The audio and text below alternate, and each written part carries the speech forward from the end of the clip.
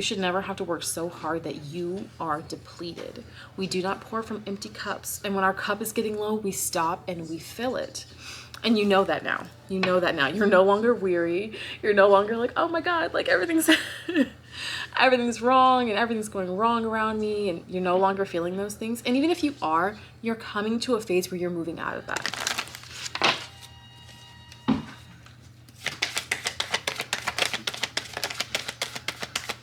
I'm hearing identity work is really important during this time as well. So maybe you've been really working on your self-concept and really deciding who it is you want to be and what it is you want to have in life.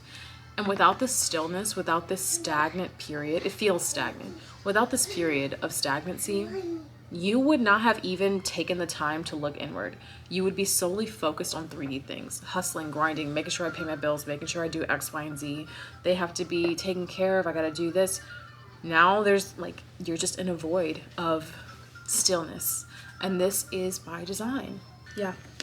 The stillness was by design so that you could tap into your heart space, but also into your mind. There was a disconnect between your heart and your mind. Your logical mind wanted you to kind of tackle things in a very specific way, but your heart, you know, was yearning for things that didn't logically make sense, or that you had to, that you kind of placed barriers between you and the thing that you wanted. Like, oh, you have to do this first, and then we got to do this first, and almost like checkpoints. Like, you have to go through all these checkpoints to have this thing, when in reality, if you decided to, you could just come around the side and have it anyway.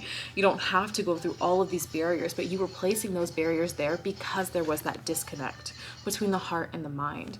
And the stillness, this time period, is like one long meditation, one long just period of internal reflection where you can just tap into your highest self, your highest timeline, and start to integrate those things into your daily life.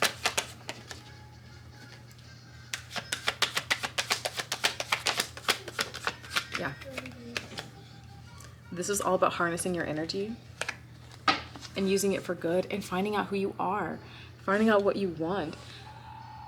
Oftentimes when we think of like our hermit phase, it can feel very isolating, but this time period didn't feel isolating. It feels, for this collective, I'm getting a feeling of like rejuvenation. With the star card here, you were being rejuvenated, you were being poured into, you were resting, you were, you know, caring for yourself in ways you've probably never cared for yourself before. Like, I'm hearing like super intense attention to detail.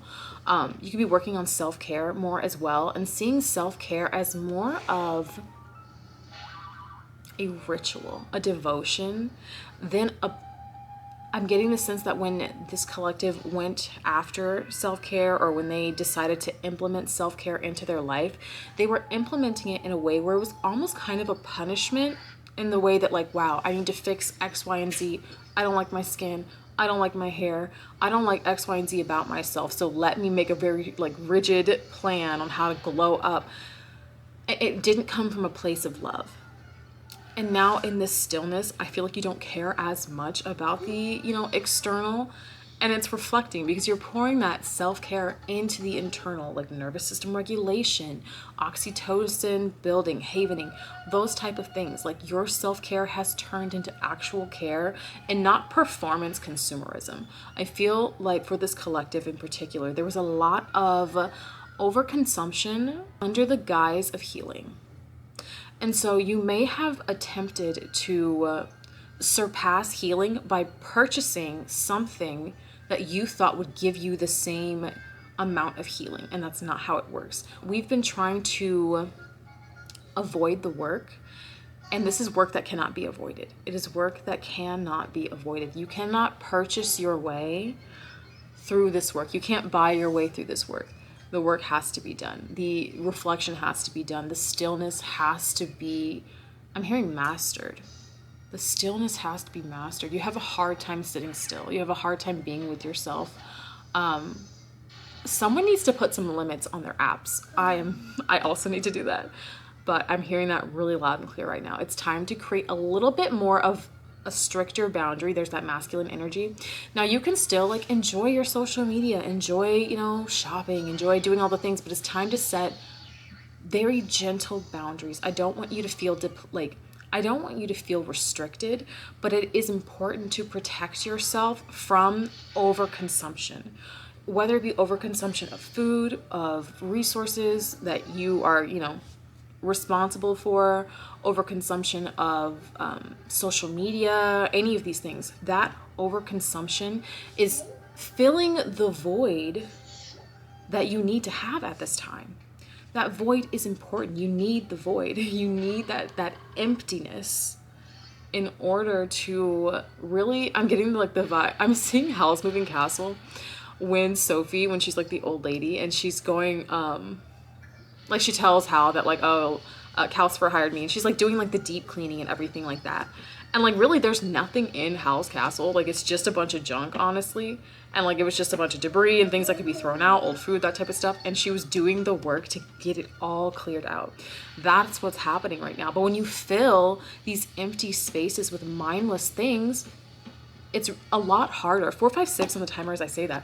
It's a lot harder to do the cleaning, to do the reflection, the work, okay? It's like, you need to meditate more, but you're spending all your time scrolling on your phone. Me. I'm working on it too, guys. I'm working on it too. Whenever I'm talking to you, I'm always talking to me too. So it's really important that we start harnessing this energy, harnessing our energy, instead of pouring it out into any and everything around us. We don't need to be doing that. We need to be loving on ourselves, caring for ourselves, and just being the parent to ourselves that we always wanted to have. I'm seeing something about like, there's this course I took a long time ago at the beginning of my spiritual journey.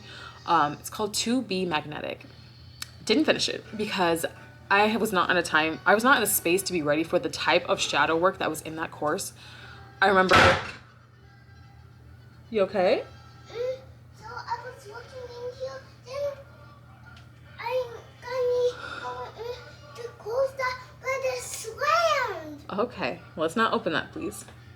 That confirmation, terrifying confirmation. My goodness. But I was not prepared for the amount of shadow work in that course. But I remember there was one deep dive, and it was imagining your magnetic parents, imagining your ideal parents. They didn't have to look like your parents. They didn't have to talk like your parents. You could make them up. They could be celebrities. It didn't matter.